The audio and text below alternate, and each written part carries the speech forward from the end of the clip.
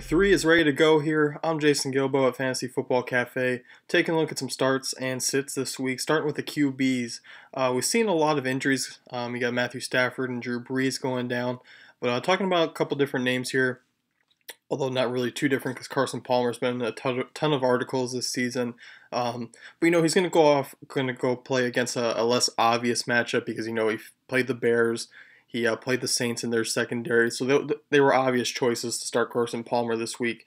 But you think the 49ers, you think they got a stout defense. Not so much. They rank 25th in passing defense per Football Outsiders there. Really struggled against the Steelers. And while the Cards, they don't have an Antonio Brown type player, they do have a heck of a core. You got John Brown, making big plays down there, and then Larry Fitzgerald and his resurgence so far this season, so he looks really good. I expect the passing volume to be there. Every game this season, really, whether they have healthy backs or not. Palmer's just going to continue to pile up points this season. If you were on the verge of starting him, definitely get him in your lineups and for this weekend there. He's already looking like a pretty solid late-round QB. Sitting for me this week, Sam Bradford. There's just a lot of quarterbacks I'd rather start than Sam Bradford this week, and we saw what happened when the running game wasn't working, and the line has just been horrendous this season. They ranked dead last in pass protection with Football Outsiders. Just a big issue with Murray and the surrounding players there. Whether Murray even plays or not, the line is just a major issue, and an aggressive Jets defensive scheme. I don't expect much to get going from this Eagles offense, who's been quite disappointing through 3 weeks here this season. So I think he's just a major risk right now this week. I would look towards other options.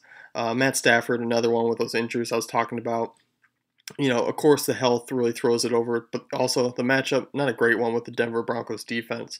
So if you have these QBs, you're probably looking somewhere else. And if you don't have a reliable backup, Marcus Mariota, probably out there in your leagues, going to get matched up against the Colts, who have allowed decent fantasy production from Ryan Fitzpatrick and Tyrod Taylor so far this season. They're not a good defense, and I expect Luck to bounce back, so I also expect Mariota to start passing the ball a little more this week than he did last week. So going to the backfield, Latavius Murray we're a little bit worried about with Roy Halou there, who has not seen the ball or the field at all so far this season. Murray, one of those guys who's going to chug along this season, going to be a 70 to 80 yard guy, combined yards with a couple big weeks in there. It's just going to be a matter of, does he cross the goal line, get a touchdown where he really becomes into play. I think he's got a pretty decent matchup. Cleveland ranks 26th in rushing defense so far. Pretty safe RB2 flex play this week. I definitely like Murray now that he's going to get touches in both the passing and the run game there. Devonta Freeman, going to be along similar projections there for compared to Murray there. Falcons offense going to lean on the passing game, sure, but Freeman's going to still see 12 to 15 carries a game and also get some work in the passing game. And I think just that offense the way it is, high volume for Freeman there, going to be a decent flex play this week. Sits for running backs, it's pretty easy because they're dealing with injuries. DeMarco Murray, Lamar Miller, not starting either of them this week. Even if Murray plays, Lamar Miller did practice today, but still matchup not great against the Bills. And then the Jets, tough defense, offensive line in the shape that is. I do not like Murray, even if he's banged up. I expect the Dolphins to air it out again, or at least try against this Bills team.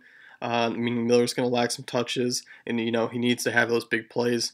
Bills going to limit big plays from the running back position. I do not like that matchup there. Murray, the terrible offensive line is just causing me to fade Murray this week, and plus the Jets D. So even if he suits up, he's still going to sit on my bench there. Quick injury note for wideouts. Looking, DeAndre Hopkins has a concussion.